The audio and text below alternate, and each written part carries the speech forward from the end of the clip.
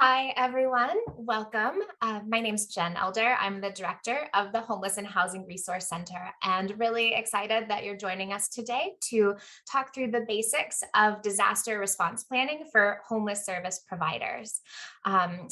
Just to get us started, I'll do a few housekeeping slides. If you've joined us before, you've heard this also. I'll be quick. We are funded by the Substance Abuse and Mental Health Services Administration, but the views and opinions expressed today are those of us and not necessarily represent SAMHSA or HHS. Next slide. So we do have our wonderful interpretation team and live transcription available today. If you have any technical difficulties, feel free to reach out to us. You can also put a question in the Q&A here, monitoring it, and we'll help troubleshoot as best we can. So a couple of reminders, all of the participant lines will be muted today. The chat feature is disabled, but we welcome you to submit your comments and your questions using the Q&A feature. We also really appreciate everybody who took the time to submit questions before the webinar during the registration. Our presenters have looked through those. They're fantastic. We will not be able to get to all, I think it was 300 questions that were asked, but we've used it to inform today's discussion. On the follow-up evaluation, there are also going to be a few additional questions. They're all optional, related specifically to disaster response planning and to help inform our future work. So completing that evaluation at the end will redirect you to a certificate of participation. No CEUs are offered, but you can print that out and use that. The slides are available now on the webinar event page. We'll make sure to send that link out so you can go ahead and download those and follow along. Next slide. So without further ado, I'm going to turn it over to our moderators today, Matt Olson and Patrick Wigmore. Thanks so much. Hi there, everyone, and welcome. My name is Matt Olson. I'm joined by my colleague, Patrick Wigmore. We work for an organization called Homebase, based in the Bay Area, and we're a HUD technical assistance provider, and also doing some work on SAMHSA programs under HHRC's umbrella, including moderating this presentation today. So thank you for joining us, and we look forward to talking to you. Next slide. So we have a couple kind of overarching objectives as we move through today's content that we hope that you take in and learn from today. And that's first and most importantly, we want you to be familiar with the basic disaster planning and response resources for providers who serve homeless households and also people with mental and/or substance use disorders. There are a lot of great resources that exist out there that have been created by a whole host of federal agencies and departments, and we want to make sure that you're aware of those because they can be very helpful to all of your communities. So we'll start there. After that, we're going to move on and we're going to talk about some of the steps that your programs and your communities can and should take now in order to plan for disasters in the future so that you can really serve households and make sure that they are safe in any future disasters. And last, and probably the majority of today's content will come from some community presenters and their experience in Sonoma County, California, preparing for and responding to natural disasters that they've experienced over the last couple of years. So we'll move through these in order, beginning with some of the resources that exist out there. Next slide. Next slide. So one really great resource that's available to you all is SAMHSA's Disaster Technical Assistance Center. It's an excellent source for disaster planning and response resources. There's a whole host of links available there, and they also have a monthly newsletter called The Bulletin. We will provide an overview of some of the resources that were available in a recent bulletin, which point to other resources that are available from federal agencies. But the Disaster Technical Assistance Center is a great resource that can provide you access to resources across the federal government for planning for and responding to and recovering from future disasters. So I highly encourage you to take a look at that link at that website and potentially sign up for the newsletter because it's a really great source of both current and future resources. Next slide. So like I said, there are a host of federal agencies and departments that produce great resources around disaster planning and response. We'll highlight the agencies and the departments that you can take a look at, as well as some examples of resources that they have available, beginning with SAMHSA. So SAMHSA produces a lot of tip sheets, a lot of training guides, all sorts of resources. An example of a tip sheet being tips for survivors coping with re-traumatization. That was in that January bulletin that I referred to earlier. And that is a resource that can help providers identify and respond to traumatization and re-traumatization among both program participants and staff. That's just an example of the type of resources that SAMHSA produces related to disaster planning. Next slide. The HHS Office of Preparedness and Response is also a great source of materials. It includes a lot of high-level guidance on preparing for and responding to disasters, specifically for programs that serve people experiencing homelessness. There are links to planning resources provided by SAMHSA and other federal agencies available on the Office of Preparedness and Response's website as well. So I encourage you to take a look at those. Next slide. A third great resource is the National Healthcare for the Homeless Council. An example of what they provide a lot of informational flyers, and a great example of that is this collection of informational flyers related to surviving severe weather events. They're a compilation of informational flyers that can be made available to program participants to respond to various types of natural disasters. They have a lot of guidance and marketing templates for holding planning discussions with your participants that are really useful. Again, this is just an example of what's available there. Next slide. And lastly, and I think this is a really, really great resource, and I would direct anyone who is interested in disaster planning, response, or recovery to take a look at HUD's Disaster Recovery Homelessness Toolkit. It's 3 guides. They include sample documents, templates, and step-by-step guides to all 3 stages of disaster planning, response, and long-term recovery. The guidance is really detailed. It's intended for community-wide response planning, but it's also helpful for program staff and even for individuals within the community. And I really can't emphasize enough what a great resource this toolkit is. It's one of the best resources I've ever seen from HUD, and I highly encourage you to take a look at it. The slides that we're going to talk about in just a minute kind of provide a real high-level overview of the planning guide with a focus on what individual programs and providers can do in order to prepare for natural disasters. Next slide. I'm going to turn it over to Patrick Wigmore now. Thank you, Matt. My name is Patrick Wigmore. I'm also with Homebase, and I'm going to go through 3 sets of questions. You can use some of the resources that Matt discussed to be able to implement a disaster plan and response for within your community. So the first step is to not reinvent the wheel, is to really look at and try to assess the disaster plans that already exist in your community. So there should be a person or a department within your jurisdiction who is responsible for emergency preparedness. I think the struggle in the homeless world, first and foremost, may be that we oftentimes work across jurisdictions, whether it be across a county or sometimes a region. So this may involve looking at multiple plans within your area, and also probably identifying certain areas that may not have emergency preparedness, either just due to technical reasons or especially for some rural areas yet created. And then as you identify these plans, you can really look through that, make sure that each level of government you have has different plans as well too for the ones that you're finding. So you'll often find emergency operation plans that conform to FEMA guidance, as well as multi-hazard mitigation plans. And so for really looking at our population, we need to be able to look at these different plans and see, are there holes? Are there vulnerable populations that we're leaving out? Do they provide specific steps for outreach, for evacuation? How do they deal with shelter and services for the population that you serve? And I think especially as you start to group these together, if you're across multiple jurisdictions, you can also see how the interjurisdictional plans would work together, or possibly how they wouldn't. Next slide.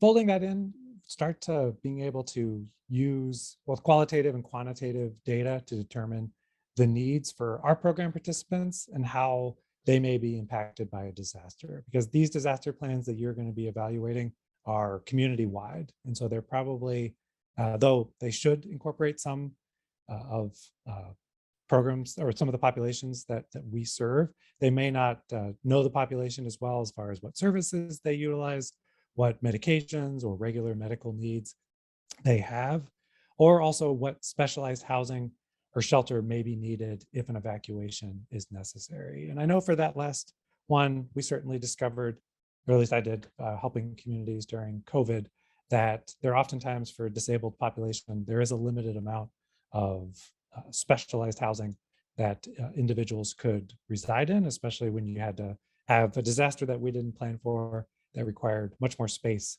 than we probably were envisioning when we were developing disaster plans. Next slide.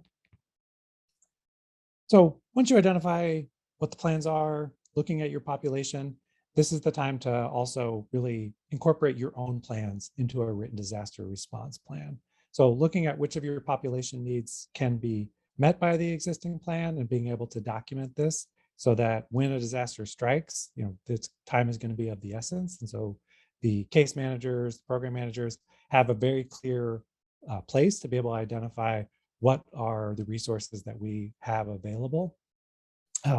What needs do your community need to address outside of the existing disaster plans to respond to infrastructure? So a stitch in time saves nine. When you're planning for these things, try to think through all of the different resources that may exist that could be city or state or county run facilities that may be utilized, but during a disaster would probably not be in full use. Trying to identify and thinking through transportation plans as well too, so you can try to have a coherent approach to when the disaster strikes, how you're going to respond and bring people to this infrastructure. And then also thinking through and defining roles and responsibilities of your internal staff. Will you rely on other providers to be able to do this staff? Will you have redundancies for those providers as well too? Because certain individuals or groups may not be able to be able to assist you in this disaster. So you really want to make sure you have redundancies. And then, like all of the work we do, make sure it's written down, that you have written agreements and MOUs, and that all staff are aware of their roles and responsibilities. And finally, ensure that the program participants are involved in the planning process, so that it's not just a small committee that is working on all of this material, but that it's integrated into the staff, into the program planning process, so that when a disaster strikes, you're not reliant on a sole individual or a handful of individuals to be able to assist in the response. Next slide.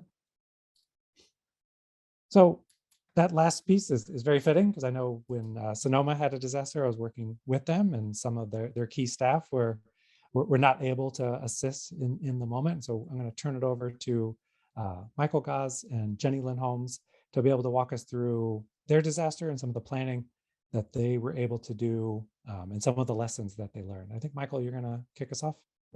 Yeah, I can do that. And we can go to the next slide to kick us off. So I'm Michael Gaz. I'm the Ending Homelessness Program Manager for Sonoma County Community Development Commission. We are the COC lead agency in Sonoma County.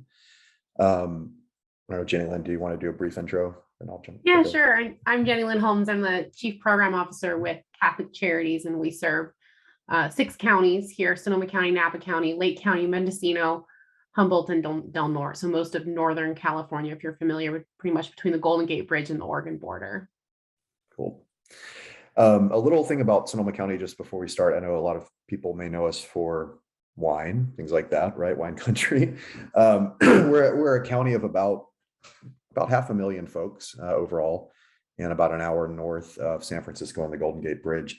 I think one thing to preface about our county is we're a very large county. It can take a couple hours to go from one end of the county to the other.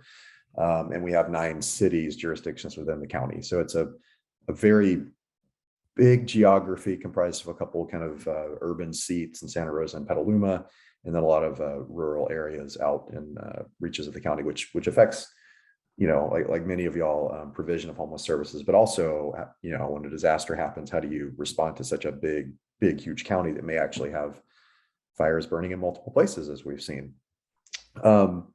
I think just a few things about kind of our history of our natural disasters, and Jenny and I included the pandemic here because it colors everything these days.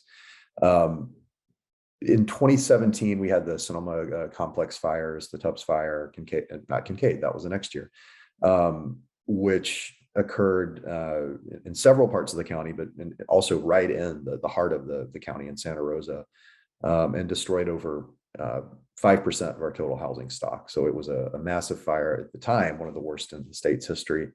And then we had the next year, the Kincaid fire, which was not nearly as destructive, but resulted in mass evacuations. And then the year after that, we had a flood in another part of the county near the Russian River. And then during the pandemic, we had the glass fire, which I think Jenny and I'll both touch on, because that fire, while not nearly as destructive as the Tubbs fire in 2017, we had a lot of learnings from what had happened in 2017 to respond to that one. But it took place in the middle of the pandemic, which brought a whole other wrinkle into how to safely evacuate folks who are experiencing homelessness into sites, but also maintain distancing and things like that. I think it just in terms of a 30,000 foot overview, you're never prepared enough for a disaster. And I think the first one you're in, it's learning every time.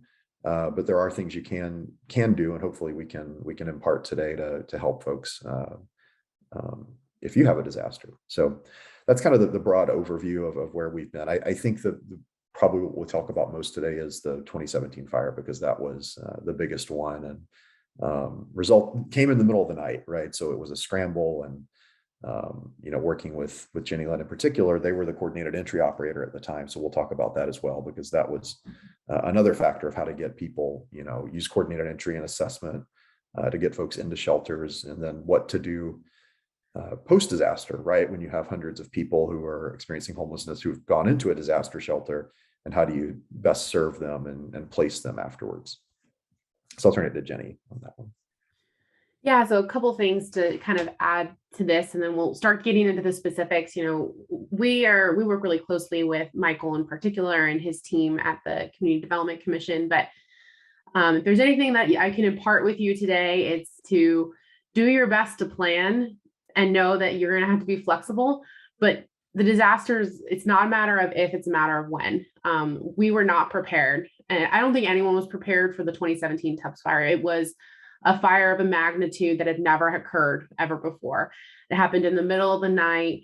It was several fires. They had 12 fires going on at one point across the entire county. Some of them ended up meeting. And I mean, we lost 5,000 homes in one evening. The fire jumped a 6-lane freeway and took out an entire neighborhood full of rentals. And it was nowhere near the wildlands space that you usually work on protecting.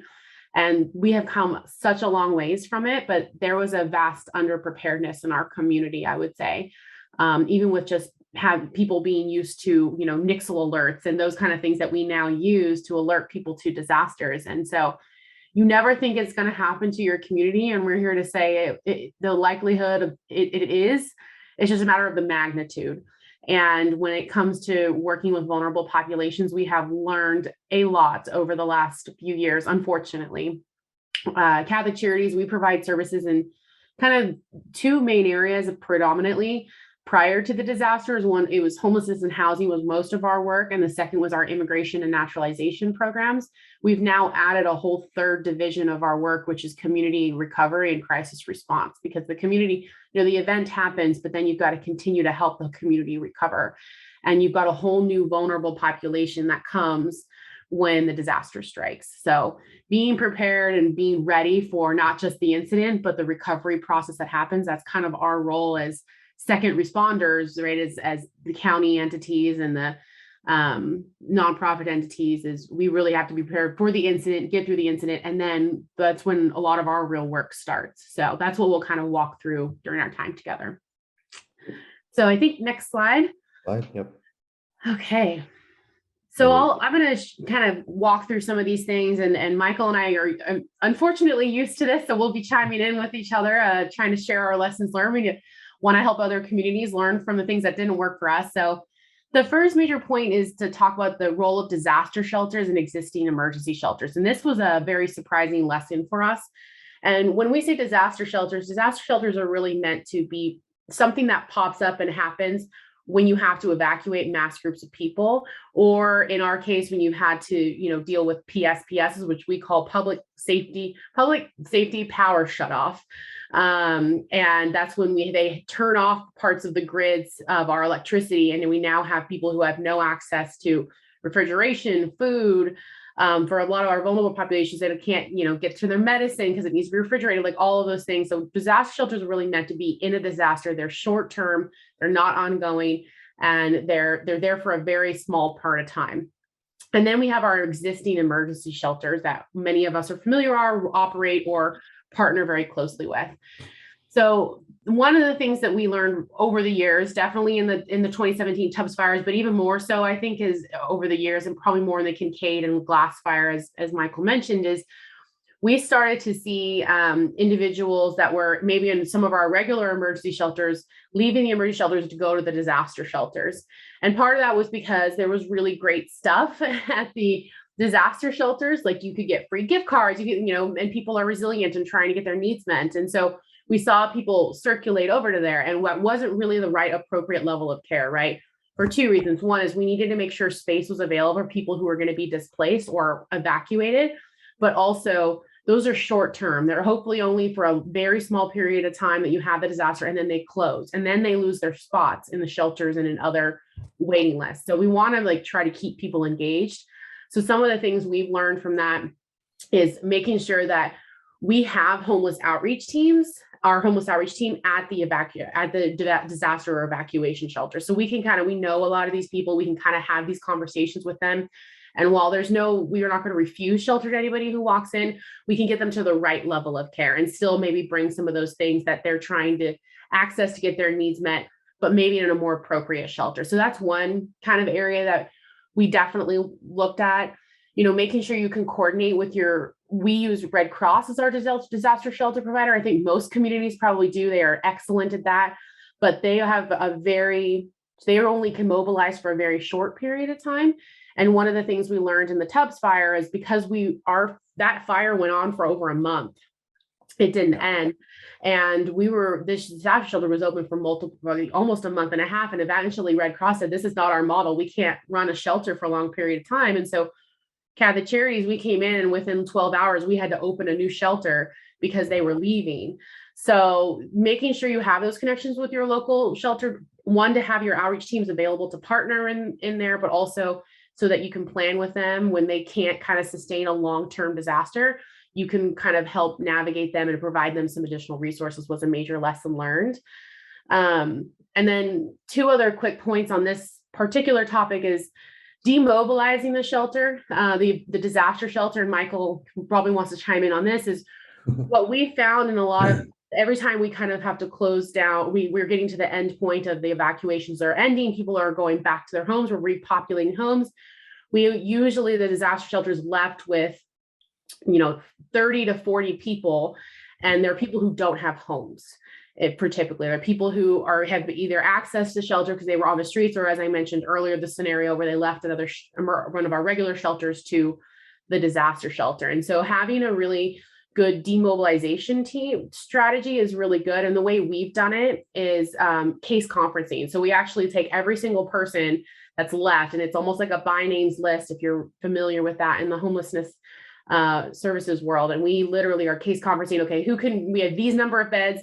How can we fit these people into these beds so that we can close the shelter? And it's taking the unique needs, taking what inventory of beds we have, and case conferencing to find the right fit for those 30 to 40 people. And that's been a part of every single one of our demobilizations of shelters. So I don't know if you want to add anything to that particular point. Yeah, I think, and it was a good lesson learned for 2018 when we had the Kincaid fire, right? Or was it 2019? It was 2019. We had 1 year. It was 2018 where we didn't have a fire.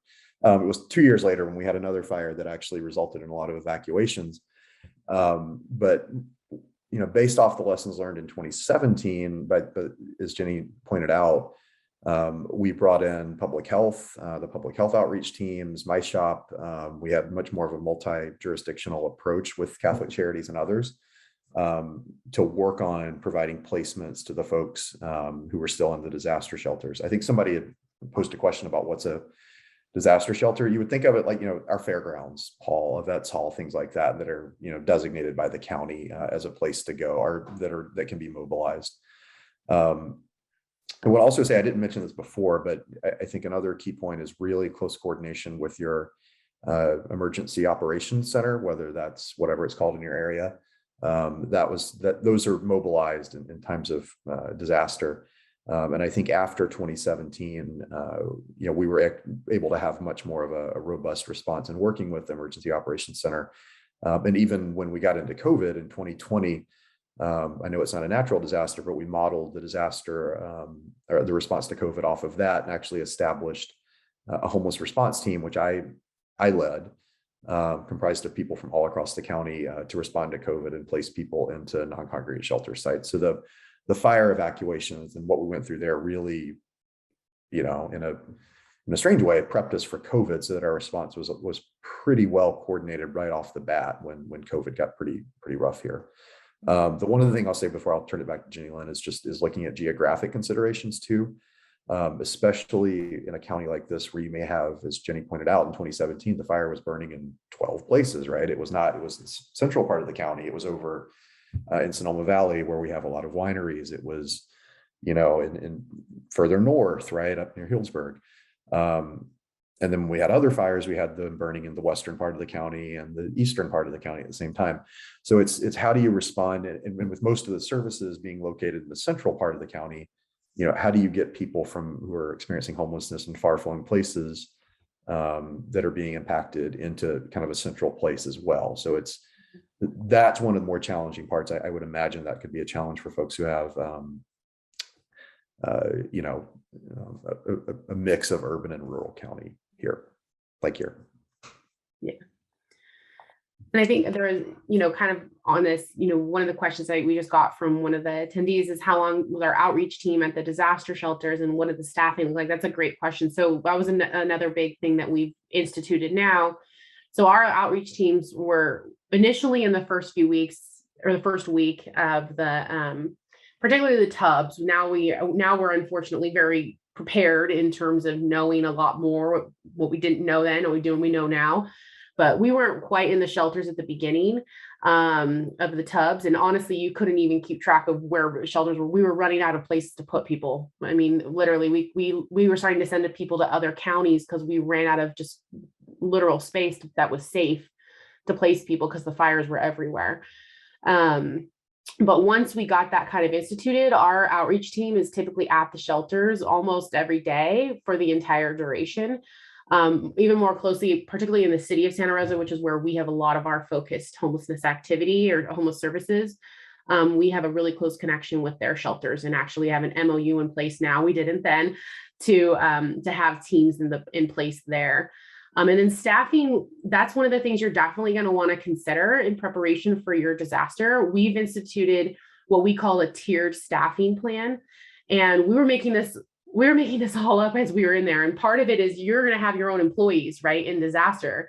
They might be being evacuated. They may be at risk and not able to get to work, right? Our schools shut down. And so anybody who had kids, their childcare was gone in many cases, like, whether it was schools or, whatever it might be. And so we had parents who couldn't get to work because they had to watch their kids, and there was no way.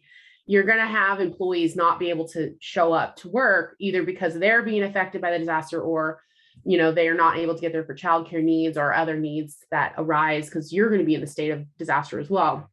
And so we instituted now what we call this tiered staffing plan, and it's 3 tiers. And the first tier is kind of what is the most essential work we cannot stop doing, right? In the disaster, we can't not have our emergency shelters open, right? Because if we close, all of those people have to go to the disaster shelters, and then the people who are being evacuated don't have anywhere to go. So if we close, then we'd create a whole new group of displaced people. And so we have our shelters is the number one thing we do not close, right? That is the last resort. And so we have all of our operational staff that are considered a first tier staff member. So they have to come in if they can, and we would not be able to really backfill them. And so then the second tier and the third tier are more of our case management staff, our other staff in other parts of our agency. And when we get to the point where we can't staff our tier 1 and tier 2 programs, we take from the tier 3 staff to backfill tier 1s and 2. When we can't staff our tier 1, we say, okay, now tier 2 and tier 3, you're now staffing our tier 1 priority program. So you should have like a plan about how you want to staff and what tiers. That way you can say, okay, we're hitting a staffing crisis here in tier 1. We're going to take from tier 3 and they're going to help fill us in. And the same thing with tier 2. And I'm happy to share that as a follow-up, kind of how we delineated the different roles. And we really took roles. So like case managers are tier 2. We like to keep doing case management, especially because of the traumatization that's happening.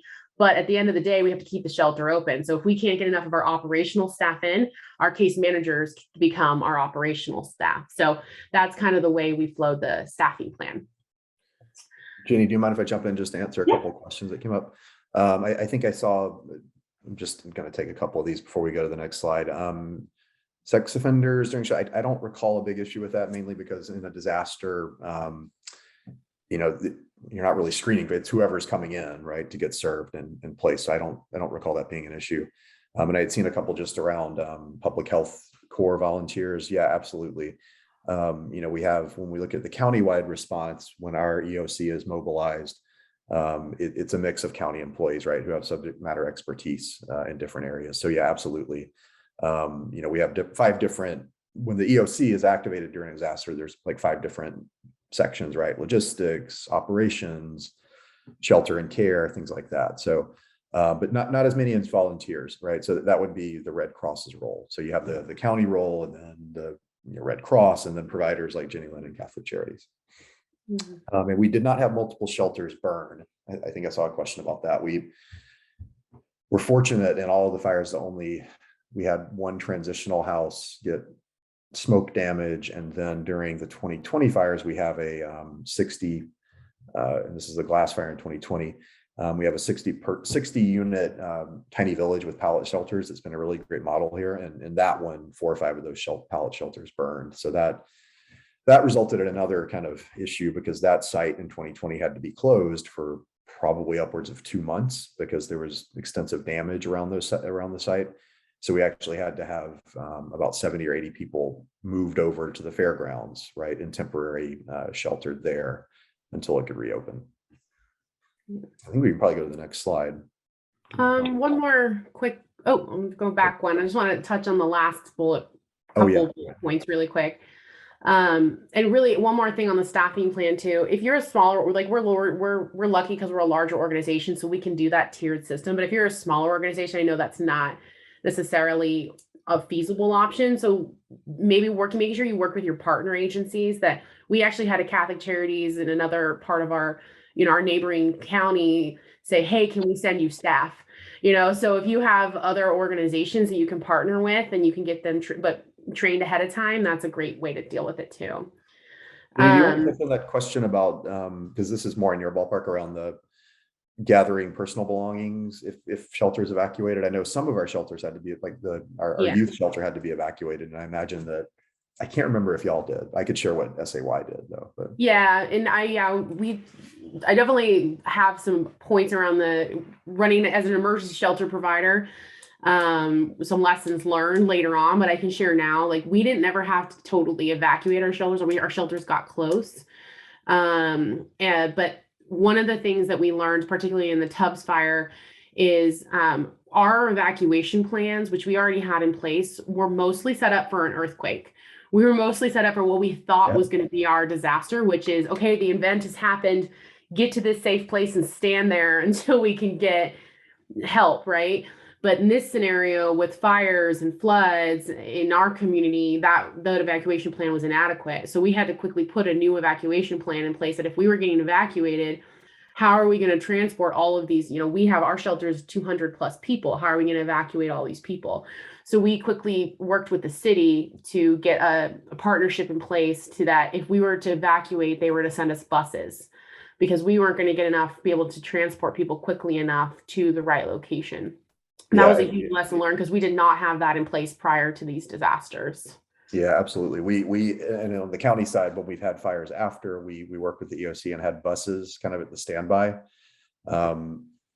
You know, when even before, if there's what we call a red flag alert here, right, which means its conditions are ripe for a fire.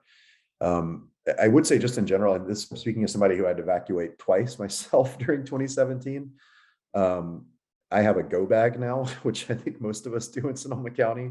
But I think that's, if you're in an area that's at risk for fire, flood, something like that, it happens so fast that having some sort of go bag ready, not just for, you know, people, you know, in shelters, which is going to be more challenging, but for yourself, right, is a big key. So. Yeah. So a couple of quick other things. So the primary and secondary needs of those displaced by the disaster.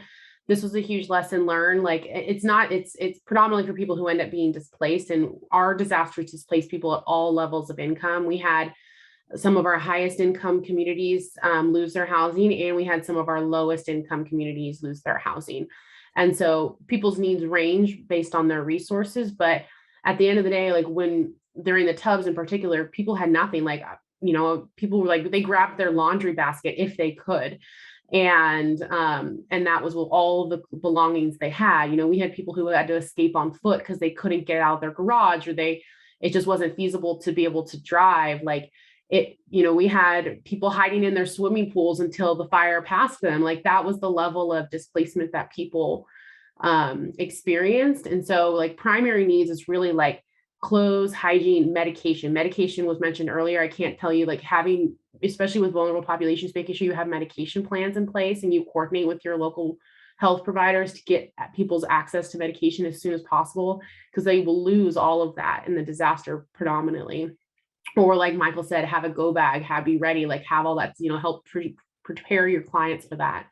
And then the secondary needs start coming in of like, how are we going to get you back into housing? You know, how are we going to replace your household items, especially if you're lower income? How does all that happen? We'll talk a little bit more. School access was a big deal. We had kids who, you know, they lived in Santa Rosa, but had to go to Petaluma to get rehoused temporarily until they could get back in their home. And how we get to school, like those are all the things that you've got to kind of work with, especially the vulnerable populations on. And then particularly around individuals with mental health and or substance use disorders, you know, the traumatization that occurs, especially among an already traumatized population, is immense. And we were experiencing that very, very much so in all of our disasters, but especially I would say one of the shining times was the Kincaid fire, because we had just come out of the tubs and most of the county was evacuated, and we all felt this was, you know, Tubbs Fire 2.0, and even our residents, you know, at our one of our shelters, you know, they were so on edge. You know, we saw conflict escalate. We had people pulling fire alarms just because they were feeling that it was coming, even though we were nowhere near it. You know, it was a really tough time. So bringing in extra counseling services, you can't, having agreements with your mental health service partners if you're not one yourself is really important. And I think just like be acknowledging the trauma of your own staff and of the residents or participants you're working with is particularly important, because everyone will be on edge, including the staff. And, you know, for us, it's like making sure our staff feel safe and supported so they can do that for our residents was kind of our big focus, because it's a heavy moment, especially when you've been through this, unfortunately, multiple years in a row. Absolutely. I see one question about pets, and it's a great question. We know that in normal times without disasters, folks are not going to move and go into shelter without pets, right? The pets. For the big disasters we've had here, the fairgrounds has been the main spot for evacuees, and there's a whole, and pets were allowed. And being a very agriculturally based county, a lot of people who were not homeless brought in, you know, cows and horses and stuff who were being evacuated. So there was a plan in place for that too. Before we go to the next slide, I just want to touch again on, like, you know, especially post 2017, we had other fires. We have this phenomenon here for those of y'all who live in California, you know, it's called PSPS, and Jenny Lynn mentioned it earlier. It's the public safety power shutoffs. When a fire is imminent, or if the conditions are ripe for one, power is turned off in large swaths of the county, right? In case there's high winds that create a fire. So that adds a whole other layer, right? And then you have to work on communication with places that might not have power. You have to plan for that. You know, people end up leaving if they don't have power and going somewhere else. So it's kind of a catch-22, right? It does help in preventing fires, but it brings on a whole other thing about, you know, what do you do when your shelter has to shut down, right? Without power, things like that. Mm-hmm. I think we can go to the next one now. Let's see. Yeah, so now like this is more like kind of turning to recovery, and this is a really important component. We were not prepared at the beginning of the Tubbs disaster, and we've learned so much over the years.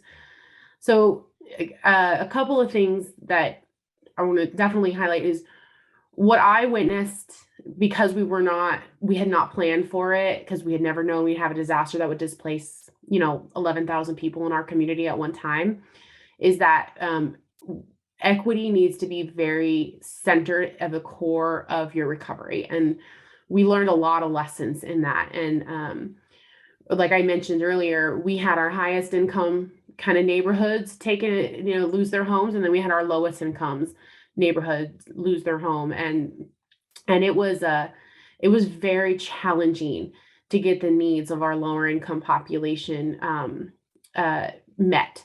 And we learned a lot of things. One is that a lot of the recovery work that we were having to do was new. It was new to FEMA. It was new to us. It was new to the state, because there had never been a fire disaster like this before. They were used to floods and tornadoes and hurricanes and more typical disasters. Fire, this was the first one of its magnitude that lost this many homes. And it was really a struggle to help those who were underinsured, uninsured, or were not homeowners. If you didn't fit in those boxes, it was really hard to get your recovery needs met. In particular, the uninsured population had almost no recovery options. Underinsured, similar. And then individuals who were, like, for example, renting, but they did not own the home, they had no right to rebuild. So they were completely displaced from their property and had nowhere back to go, let alone the fact that we lost 5,000 units in our already stretched housing market. And, when we started, some of the money came flowing into our community, private philanthropic dollars, we were so blessed and so grateful, but we weren't really ready to disperse that amount of funds. And it was kind of like, well, everyone gets $1,000. And it's like, well, some people don't need that, right? And some people need way more than that.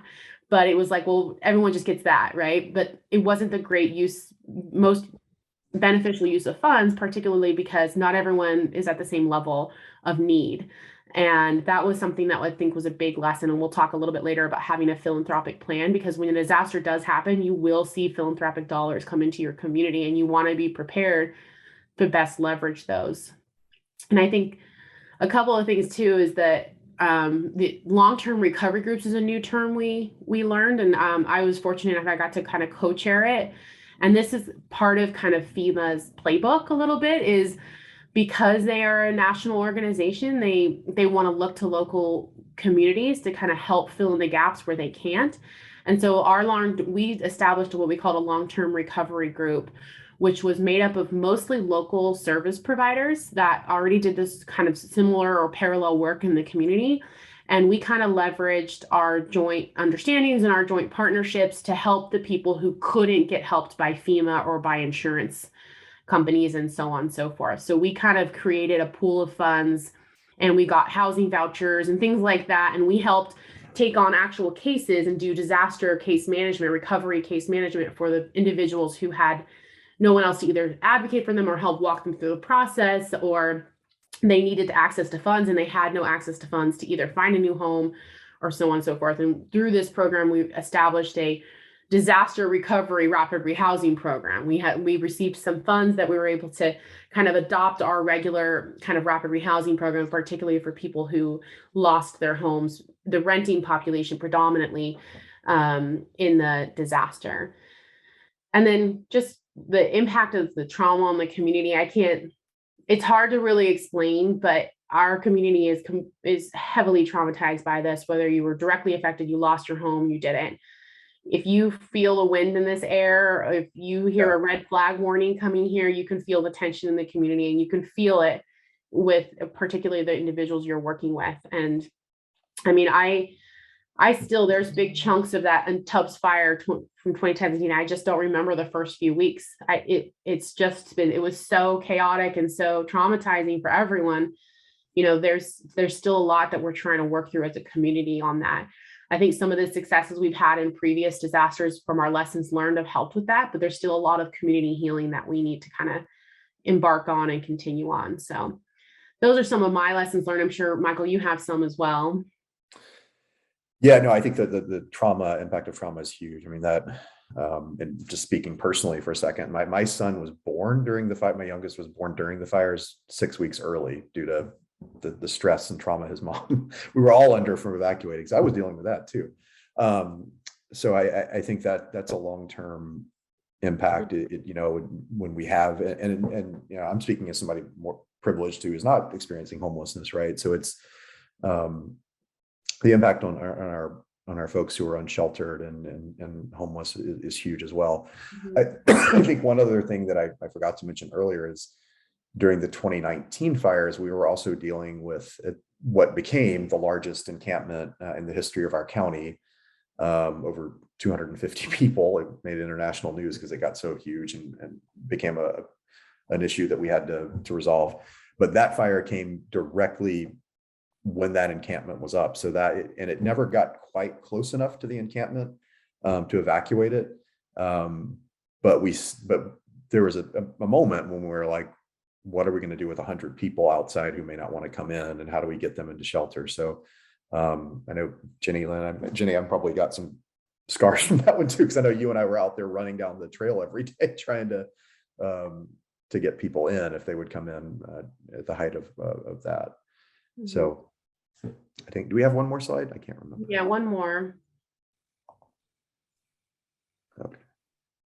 So I think we've covered a few of these, but just quickly, how your community can be prepared, establishing a community organizations active in disaster, or a COAD chapter. There's actually some great resources online.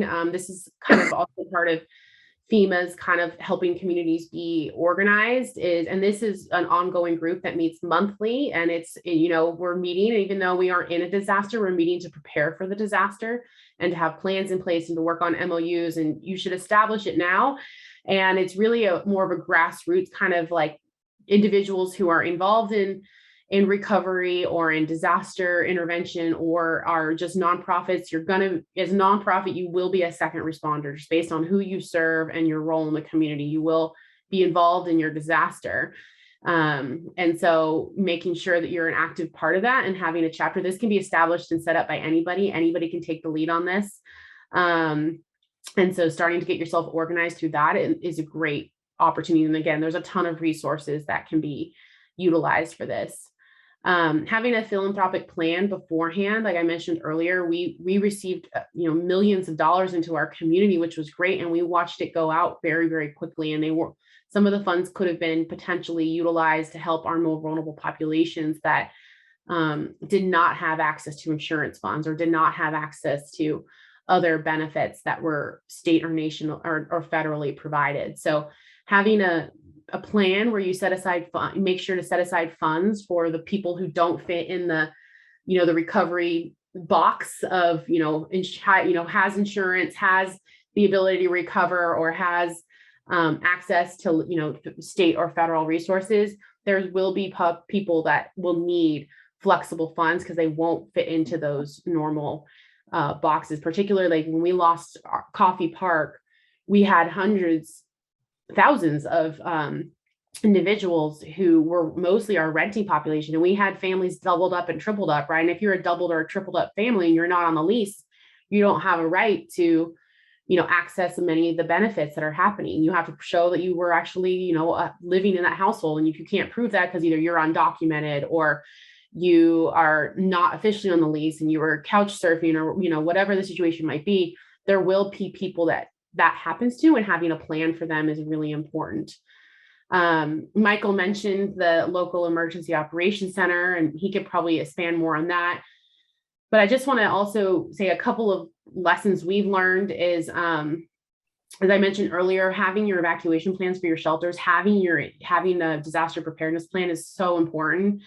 And especially when you're working with vulnerable populations, I can't tell you enough, like right now, as part of our case management, when we house individuals, one of the things we work with our clients when they get into the housing is having an individual preparedness plan, having a go bag, like Michael mentioned, having a plan for their medication, especially if it's a power shut off, right? How do we make sure our vulnerable populations that need access to medicated or refrigerated medication, how do we make sure they have backup plans and backup options for those things as well? So those are some of the lessons learned in that particular thing. And I'm not sure, Michael, you probably want to add a few notes too before we end. A couple more. I'm going to answer just a couple questions that came out. I can't get to them all, but a couple that stuck out. But yeah, I would say getting engaged with your local EOC or whatever you call it in your community is key. And I would say go through your COC lead agency, which mine is, I'm the lead for the county, the lead agency, but having that in place beforehand so you can be looped into EOC, because you're going to get calls from somebody like me, like, what's your plan? Do you need to be evacuated? How many people you got? Being prepared ahead of time would be great. Couple others I saw, and somebody had mentioned evacuating, sheltering folks during smoke or heat events. That's actually been a thing, right? Post fire, the smoke, God, was so horrible here. It was just, you could barely breathe going outside. So that's been an issue. And of course, when we had the shelters still open, people were able to avail themselves of that. And I think somebody else had asked about living outside. And I think I touched on that a little bit with the encampments. Most of the people that came into the disaster shelters were people who were living outside. And in the case of one of our further out areas, Guerneville in West County, the provider out there would bus people in who were outside to the central evacuation center. And somebody mentioned emergency housing vouchers. This was all pre-2022, so those were not available at that point. But we did use some. In particular, we partnered with the city to get some vouchers for some of the population. So that was very helpful. Yep. But they just weren't the emergency housing voucher ones. I think Patrick wants to chime in. So. No, I wanted to ask you guys some questions. We had some great questions, both pre the event starting and then after. So I'm just going to kind of do some rapid fire ones with you.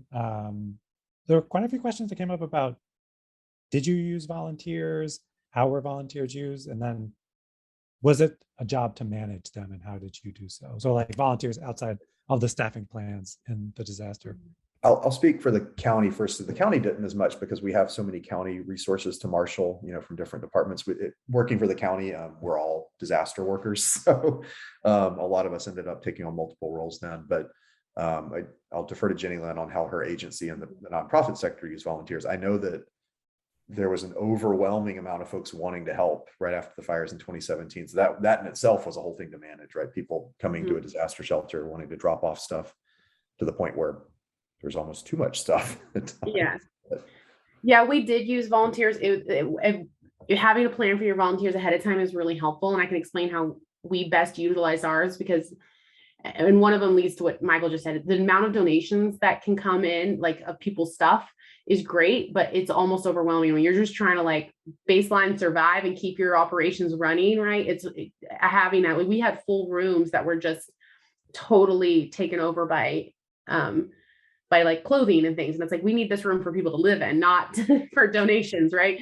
So we used volunteers in two ways. One was donations management. We were able to get offsite at a church. All of the donations got dropped off there, and we would send volunteers there to sort and to then transport donations back and forth from our shelters.